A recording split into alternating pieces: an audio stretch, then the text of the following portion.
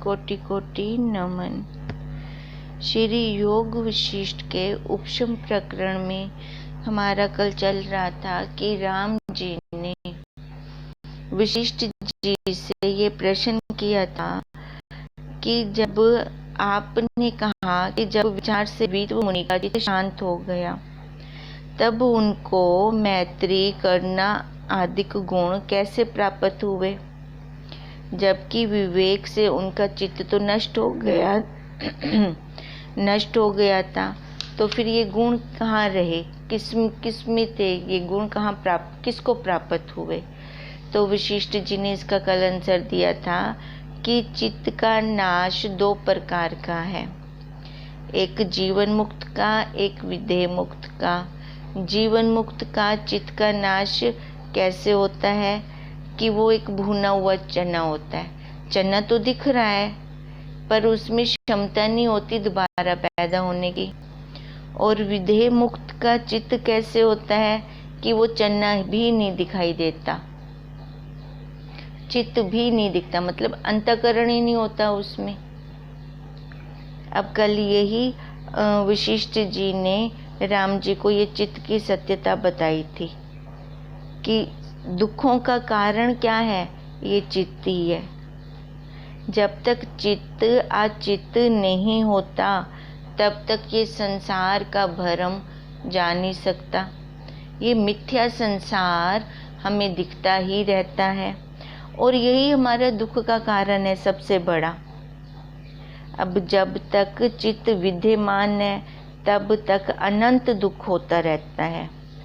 दुख रूपी वृक्ष का बीज क्या है, ये चित्त। ये चित्त दुख कहाँ से पैदा होता है, चित्त से। चित्त इसका बीज है। जब चित्त नष्ट होता है तब कल्याण होता है। राम जी ने पूछा, हे ब्राह्मण, मन किसका नाम है, कैसे नष्ट होता है और कैसे अस्त होता है, मतलब लय होता है, सो कहिए। अब राम जी ने फिर से प्रश्न किया कि मन किसका नाम है, कैसे ये नष्ट होता है और कैसे अस्त होता है, सो कहिए।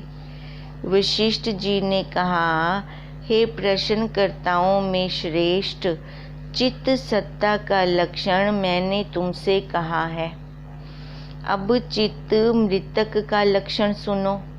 पहले तो चित्त सत्ता का लक्षण बता दिया, अब चित्त मृतक भी, ये मन कैसे मरता है, कैसे इसका नाश होता है, उसका लक्षण अब वशिष्ठ जी राम जी को बता रही हैं। जिसको सुख और दुख की दशा स्वरूप से चला नहीं सकती, जैसे अब ये चित्त नाश का बता रही हैं। जिसको सुख और दुख की दशा स्वरूप से चला नहीं सकती, जैसे सुमेरु को पवन चला नहीं सकता, तैसे ही जिसके चित्त को दुख चला नहीं सकता तिसका चित्त मृतक जानो। अर्थात जो चित्त सत पद को प्राप्त हुआ है उस चित्त से मिथ्या चिंता नष्ट हो जाती है। जैसे भुने दाने में अंकुर नष्ट हो जाता है, भुने हुए दाने के अंदर, चने के अंदर वो बीज रहता ही नहीं। अब वशिष्ठ जी भी यही बता रही हैं, जो चित्त सत पद को प्राप्त हो जाता है, मतलब अपने स्वरूप। अब सत पद कौन सा होगा, अपना स्वरूप। अपना साक्षी का क्या स्वरूप है, सत्य है, चित्त है, आनंद रूप है। अब कहते हैं जो उसको प्राप्त हो जाता है उस चित्त से फिर मिथ्या चिंता नष्ट हो जाती है। चित्त तो रहता है पर अनात्मा का ज्ञान नष्ट हो जाता है। अनात्मा का स्वरूप क्या है, असत्य, जड़ है, दुख रूप है। जैसे भुने दाने में अंकुर नष्ट हो जाता है तैसे ही उसका चित्त नष्ट हो जाता है। जिसको आत्मा से भिन्न कुछ नहीं फुटता वह चित्त मृतक हुआ है। हे राम जी, जिसके चित्त को अहम, इच्छा, द्वेष आदि विकार तुच्छ ना कर सकें उसका चित्त मृतक जानो। अब मृतक किसको कहा? जिसके अंदर अहम ना उठे। ये अहम ही तो है जो हमें घुमा रहा है, जन्म पे जन्म, जन्म पे जन्म, जन्म पे जन्म। तभी तो हमारे आ रहे हैं। अहंकार हमारा सिर चढ़ के बोलता है। यही अहंकार के कारण रावण के 10 सिर थे, उसने अपने एक सिर रखा, बाकी सारे उसने तप में लगा दिए। पर जो एक सिर रखा उसमें भी अहंकार पूरा था। वही अहंकार के कारण ही तो वो मारा गया। नहीं तो रावण भी बहुत बड़ा ज्ञानी था, तत्वज्ञ था, पर अहंकार नहीं नाश कर सका। अब यही राम जी को बता रहे हैं, जिसके चित्त का अहम, इच्छा, द्वेष आदि, ये अहंकार ही बोलता है कि उसने मेरे को ऐसे बोला, उसने मेरा अपमान कर दिया। अपमान किसका? इस शरीर का। जब मैं शरीर ही नहीं हूँ तो ये अपमान और प्रशंसा कैसी? यहाँ से तो फिर ऊपर उठ जाना चाहिए, दोनों को देखने वाला बन जाना चाहिए। अब इसलिए कहते हैं अहम, इच्छा, द्वेष आदि। ये राग और द्वेष भी तभी होता है जब अहंकार होता है। मैं शरीर वाला हूँ, इस शरीर का जो नाम रूप है उसको हमने जब सच्चा मान लिया होता है, तभी हमें ये अहंकार होता है। मैं भी सच्ची, मेरे वाले भी सच्चे। कहते हैं जिसकी चित्त से अहम, इच्छा, द्वेष आदि विकार तुच्छ ना कर सके, उसका चित्त मृतक जानो। जिसको इंद्रियों के विषय इष्ट अनिष्ट ना कर सकें और राग द्वेष और ग्रहण त्याग की द्वैत भावना ना उपजे, ज्यों का त्यों रहे, उसी पुरुष का चित्त मृतक जानो। अब जिसने अपने अहम को मार दिया, इच्छा को मार दिया, द्वेष आदि विकार जिसने खत्म कर दिए, अब उसका चित्त ही मृतक है। और जिसने अपनी इंद्रियों के ऊपर कंट्रोल कर लिया, इंद्रियों के विषयों के ऊपर कंट्रोल कर लिया, शब्द, स्पर्श, रूप, रस, गंध, ये 5 विषय हैं, ये 5 भूत हैं। 5 भूत इस शरीर को चिपके हुए हैं। जिनको एक एक भूत चिपकता है तो उसका क्या हाल हो जाता है। और ये 5 के 5 हैं, तभी तो ये मनुष्य, ये जीव छूट नहीं पा रहा, ये जन्म मरण के चक्कर से मुक्त नहीं हो पा रहा। अब यही वशिष्ठ जी कहते हैं, जिसने अपनी इंद्रियों के विषय भी, अच्छे बुरे को भी कंट्रोल कर लिया, उसके लिए ना कोई अब अच्छा है ना कोई अब बुरा है, दोनों को देख रहा है। राग और द्वेष को भी उसने अपने से अलग देखा, तो उसी का चित्त मरा हुआ जानो, नष्ट हुआ जानो, उसे जीवन मुक्त जानो। जिसको संसार के इष्ट पदार्थों में राग होता है, वह ग्रहण की इच्छा भी करता है। फिर ये भी पक्की बात है। और अनिष्ट की प्राप्ति में उसको द्वेष भी होता ही होता है। अच्छा मिलता है तो खुश हो जाता है, बुरा मिलता है तो उसको क्रोध आता है, गुस्सा आता है। ये क्यों आता है? अहम मम भाव संयुक्त देह में जो अभिमान है, इससे आपको वो सुखी दुखी मानता है, क्योंकि उसने अपनी इस देह को सच्चा मान लिया। यदि वासना संयुक्त है सो चित्त जीता है, यह चित्त सत्यता है। अब वासना के संयुक्त है तो देखो वो चित्त कितनी कितनी इच्छाएं कर रहा है, तृष्णाएं हो रही हैं। पहले तो ये 3 ऐषणाएं नहीं खत्म होती, लोक ऐषणा, पुत्र ऐषणा, धन ऐषणा। ये 3 ऐषणाओं के अंदर ये जीव घूम रहा होता है। उसको फिर ये सारा, मैं भी सच्चा, मेरे वाले भी सच्चे, फिर उसको ये सारा सच्चा सच्चा लग रहा होता है संसार, जबकि तीनों कालों में तो ये है ही नहीं। हम खुद भी देखें, जो एक पल हमारा पहले का बीत गया वो अब कहाँ गया। सत्य तो वही होता है जो तीनों कालों में एक रस रहे। जब जो तीनों कालों में एक रस ही नहीं है तो उसको फिर हम क्या बोलें, उसको सत्यता कहाँ से कहें हम उसको। जब चित्त संसार से विरक्त हो और सत्संग और सत्य शास्त्रों का श्रवण और मनन और स्वरूप का अभ्यास करे, तब चित्त अचित्त हो जाता है। ये चित्त अचित्त कैसे होगा? जब हमारा संग अपने से ज्ञान में ऊंचे के साथ होगा, तत्व ज्ञानियों के साथ होगा, संतों के साथ होगा, ऋषि मुनियों के साथ होगा। क्योंकि अगर हम एक दिन संसारी का संग करते हैं ना, तो देखो हमारे कितने दिन वो खा जाते हैं। भले हमारा 2 घंटे का संग था उनके साथ, पर उनके संस्कार कितने गहरे मन में आ गए। एक तो ये जीव को पहले ही जन्मों जन्मों की यही उसका चल रहा है, जन्मों जन्मों का इन संसार वाले संस्कारों को ही खा रहा था। इतनी मुश्किल से उसका ये संग छूटा। और अगर 2 घंटे भी किसी संसारी का संग हो जाता है, फिर अपनी मन की दशा खुद स्वयं देखें, क्योंकि हम स्वयं साक्षी हैं अपने। जितना मैं अपने आप को जानता हूँ, इतना मेरे को सामने वाला नहीं जानता।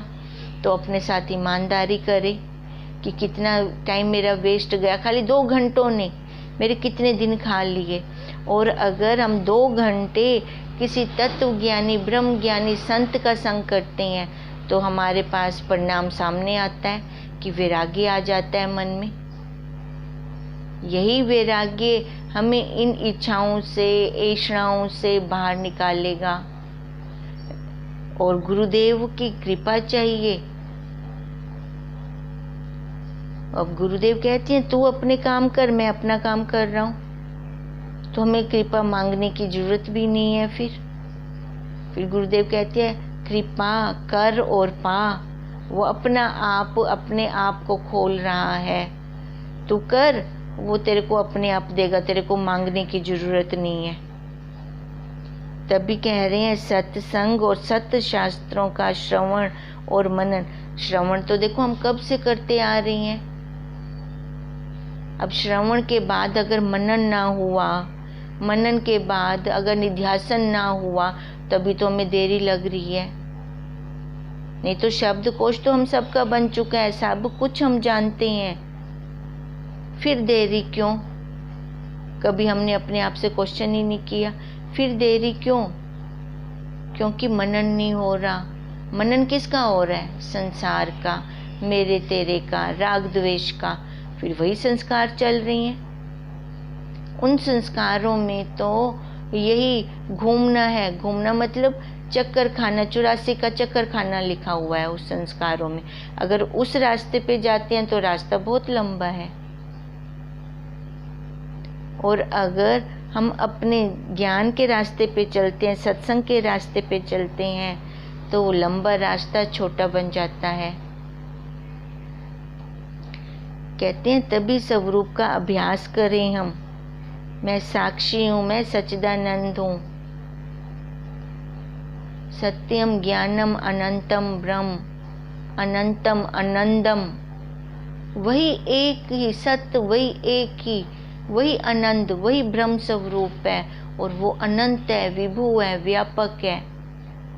कहते हैं तब चित्त अचित्त हो जाता है और परमानंद की प्राप्ति होती है। और तभी जीवन मुक्त होकर विचरता है। जिस प्रकार मैत्री आदिक गुण जीवन मुक्त में होते हैं, सो भी सुनो। अब राम जी का यही क्वेश्चन था कि वो जीवन मुक्त में ये मैत्री आदि गुण कैसे हो गए, उसका जब चित्त अचित्त हो गया तो। हे राम जी, चित्त में जो संसार की सत्यता रूपी मैल है, यही चित्त भाव है। क्या कहते हैं? चित्त में संसार की सत्यता रूपी मैल। अब सत्य भी कह रही हैं और मैल भी कह रही हैं। अब किसको सत्य मान रखा है? संसार को। यही सबसे बड़ी मैल है। अब यही अंतःकरण साफ नहीं है, यही अंतःकरण गंदला है। गंदले अंतःकरण में अपना स्वरूप कैसे देखें? अपना स्वरूप नहीं दिखता, फिर अंतःकरण का जो रंग होता है वही दिखाई देता है। कहते हैं यही चित्त भाव है, फिर उसी भाव से ही हम सारा कुछ लेते हैं। वह जब आत्मज्ञान से नष्ट हो जाता है तब मैत्री आदिक गुण आन प्राप्त होते हैं। अब चित्त तो है पड़ा ना, अब मैल खत्म हो गई मन की, तो मैल खत्म होते ही अंतःकरण क्या हो गया? सतोगुणी। सतोगुणी अंतःकरण में, सतोगुणी अंतःकरण का ये स्वभाव है, मैत्री, करुणा करना, दया करना, संतोष, समता, सहिष्णुता, ये सतोगुणी अंतःकरण का स्वभाव है। तो उसमें ये गुण स्वतः ही आन प्राप्त होते हैं। जैसे सूर्य का उदय होना ही काफ़ी है, अंधकार अपने आप दूर हो जाता है। अंधकार को दूर करने के लिए फिर हमें कोई और पुरुषार्थ नहीं करना पड़ता, खाली सूर्य का उदय होना ही काफ़ी है, तो अंधेरा अपने आप नष्ट हो जाता है और प्रकाश उदय होता है। और जैसे भुने दाने का अंकुर जल जाता है, तैसे ही ज्ञान से चित्त का चित्तत्व भाव नष्ट हो जाता है। जो ये संसार वाला भाव था वो खत्म हो जाता है। तभी तो मन के दो रूप बोले, एक शुद्ध एक अशुद्ध। शुद्ध हमारा स्वरूप है, अशुद्ध जो ये संसार को, मिथ्या जगत को जिसने अपना बना रखा है। मिथ्या जगत इस शरीर को, और तो ये शरीर भी हमारा अपना नहीं है। ये कर्मों को भुगतान करने के लिए ये लिबास हमें मिला हुआ है, पर इस लिबास को हमने अपना मान लिया। अपना मानकर फिर रोते हैं। ये मनुष्य शरीर किसका बना हुआ है? पाप और पुण्य का मिश्रण है भाई, दोनों ही आने हैं। फिर पाप कर्म का दुख आएगा, पुण्य कर्म का सुख आएगा। अगर इस शरीर को मैंने अपना मान लिया तो दोनों में दुखी और सुखी होती रहूंगी, कोई नहीं बचा सकता मेरे को। फिर गुरुदेव भी हमें ज्ञान दे सकते हैं, बाकी अमल तो हमें स्वयं करना है। उस रास्ते पर तो हमें स्वयं चलना है। देखो संसार के हम सारे काम करवा सकते हैं पैसे देकर, पर जो ये अपना स्वरूप हमें स्वयं पुरुषार्थ करके लेना है, ये हम किसी को पैसे देकर नहीं ले सकते। इसके लिए मेरे को स्वयं को, अपने आप को लगाना पड़ेगा, अपने आप को उसमें डुबाना पड़ेगा, तभी वो स्वरूप मेरा निकल के आएगा। और वो मेरे अलावा और कोई कर ही नहीं सकता। तो हम इसको ही पुरुषार्थ माने। वास्तव में यही पुरुषार्थ है। संसार वाले तो सारे काम में वो हम कर रहे हैं, होते रहेंगे, चलते रहेंगे, कभी वो बंद होने वाले नहीं हैं।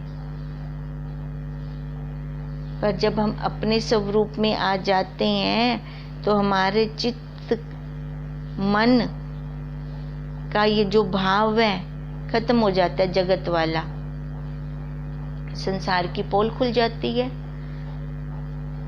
वही गुरुदेव कहते हैं, मैं तो पहले से ही कह रहा था कि संसार तीनों कालों में नहीं है। हमें ही नहीं समझ में आ रहा था ना, कि हमारी बुद्धि मोटी थी ना।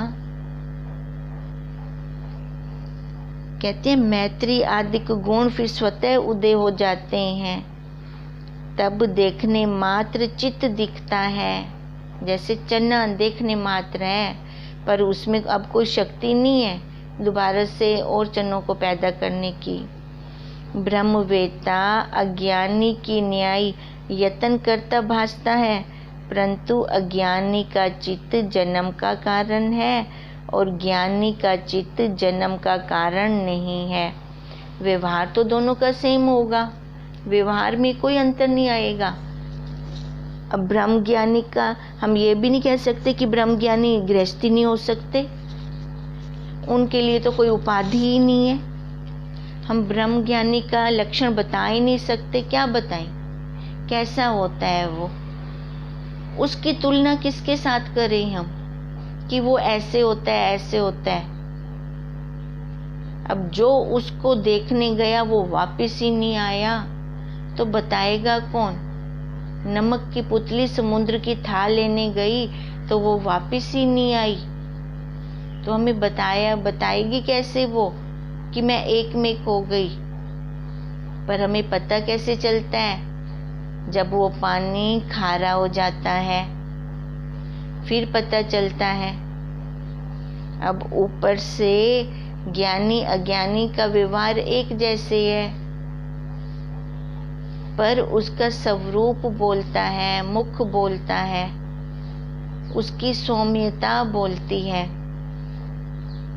वहां से ठंडी ठंडी हवाएं आनी शुरू होती हैं, चित्त एकदम अपना भी शांत हो जाता है। शांत चित्त वाले के साथ बैठकर देखें तो हमें अनुभूति होती है। जैसे चुंबक और लौहों को खींच लेता है, ऐसे ब्रह्म ज्ञानी का चित्त अशांत आत्माओं को खींच लेता है और अशांत आत्माएं उनके पास बैठकर आनंद माणती हैं, अपने स्वरूप में डूब जाते हैं। फिर ज्यादा उनको पुरुषार्थ करने की जरूरत नहीं पड़ती। तभी वो वशिष्ठ जी कह रहे हैं कि जैसे चंद्रमा राहु से छूटता तब चित्र में मैत्री करना आदि गुण उदय होते हैं, और जैसे बसंत ऋतु के आए बेले सब प्रफुल्लित हो जाती हैं। खाली बसंत का आना काफी है, बेल अपने आप प्रफुल्लित हो जाएगी। तैसे ही चित्त भाव मिटे से मैत्रिक आदि गुण स्वाभाविक फुटते हैं। उनके लिए हमें कोई प्रयत्न नहीं करना पड़ता, खाली मन को कंट्रोल कर लें, माया को कंट्रोल कर लें, माया की चोटी अपने हाथ में कर लें तो देखो वो गुण अपने आप आ जाएंगे। फिर जो विधेय मुक्त होता है उसका चित्त स्वरूप से नष्ट हो जाता है। उसका तो आकार ही नहीं है, आकार नहीं है तो अंतःकरण नहीं है, अंतःकरण नहीं है तो वो मुसीबत भी नहीं है चित्त वाली। और वहाँ गुण कोई भी नहीं रहता, किसका, विधेय मुक्त का। वह अवस्था और कोई नहीं जानता, विधेय मुक्त ही जानता है, वो नमक की पुतली ही जानती है। वह अवस्था और कोई नहीं जानता जिसको तुर्यातीत पद कहा। उसमें द्वैत कल्पना कुछ नहीं फुटती और निर्मल पावन पद है वो।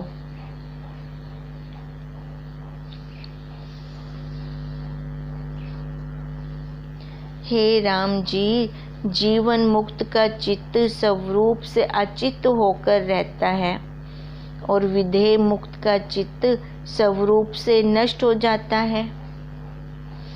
इस कारण जीव जीवन मुक्त में मैत्री आदि गुण पाए जाते हैं, क्योंकि अभी चन्ना तो है ना, चाहे वो भुना हुआ है, चन्ना तो दिख रहा है ना, तभी उसमें ये गुण आ जाते हैं।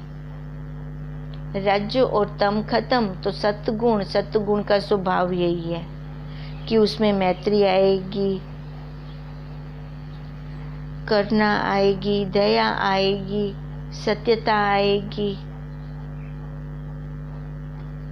आत्मा जो निर्मल और निष्कलंक है सो चित्त के नष्ट हुए विधेय मुक्त में रहता है।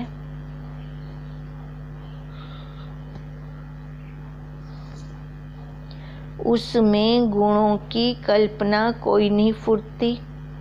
वह परम पावन निर्मल पद में स्थित होता है और शांति आदि गुण भी उसके नष्ट हो जाते हैं, क्योंकि चित्त स्वरूप से नष्ट हो जाता है।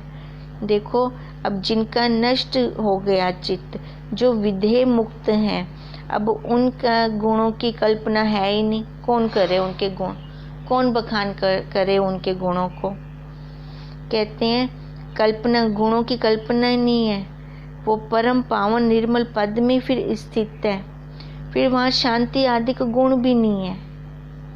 ये शांति आदि गुण, शांति हो गया, करुणा होगी, मैत्री होगी, सत्यता होगी, संतोष हो गया, ये गुण किस में रहते हैं? सतोगुणी अंतःकरण में।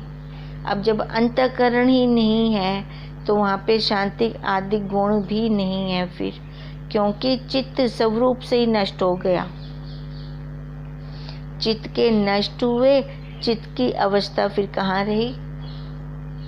सारा मरना ही खत्म हो गया। पर ये पुरुषार्थ चाहिए। पुरुषार्थ मरने के बाद ये विधेय मुक्त कब है? जब शरीर 5 तत्वों में लय हो गया तब। पर कहते हैं ये चित्त नष्ट होने की अवस्था कब आएगी? पर वो पहले जीते जी जीवन मुक्त होगा। जीवन मुक्त ही विधेय मुक्त हो सकते हैं।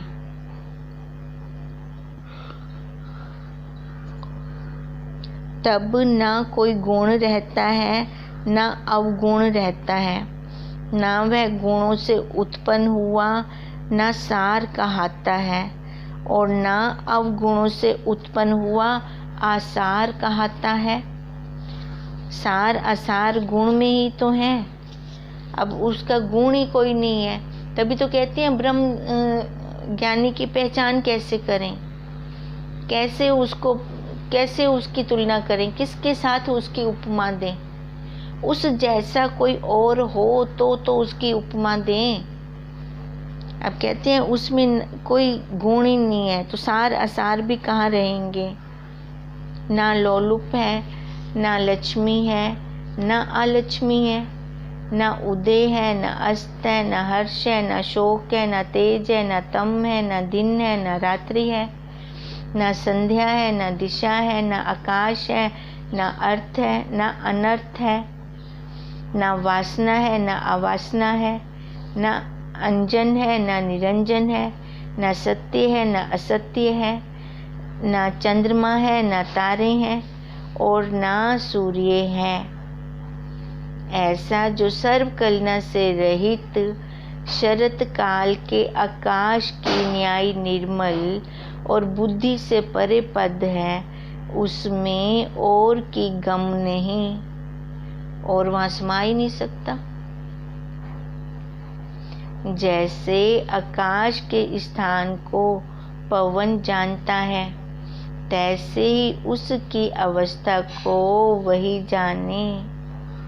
ब्रह्म ज्ञानी ही अपनी अवस्था को जान सकता है। ब्रह्म ज्ञानी की मति ब्रह्म ज्ञानी ही जाने, कोई दूजा ना जाने, क्योंकि जो उसमें एक में खो गया वो बताने नहीं आया। वहाँ स्थित हुए सब दुख शांत हो जाते हैं और ब्रह्म आनंद में वह लीन हो जाता है। ज्ञानवान आकाश की न्यायी निर्मल पद को प्राप्त होता है, जिसके पाए से और कुछ पाना शेष रहता ही नहीं है। अब यही राम जी का क्वेश्चन था भी, फिर उसमें ये मैत्री करना आदि गुण कहाँ से आ गए और वह रहते कहाँ हैं? जो जीते जी जीवन मुक्त है उसमें ये गुण स्वतः आते हैं, वो लाने नहीं पड़ते। और विधेय मुक्त में तो कोई गुण ही नहीं है, क्योंकि गुणों वाला वो पुर्जय वाला यंत्र ही नहीं है, वो अंतःकरण ही नहीं है, तो उसमें कुछ भी नहीं है। इति श्री योग विशिष्ट उपशम प्रकरणे ज्ञान विचारो नाम 86वां सर्गा समाप्त। हरि ओम तत्सत, हरि ओम तत्सत, हरि ओम तत्सत।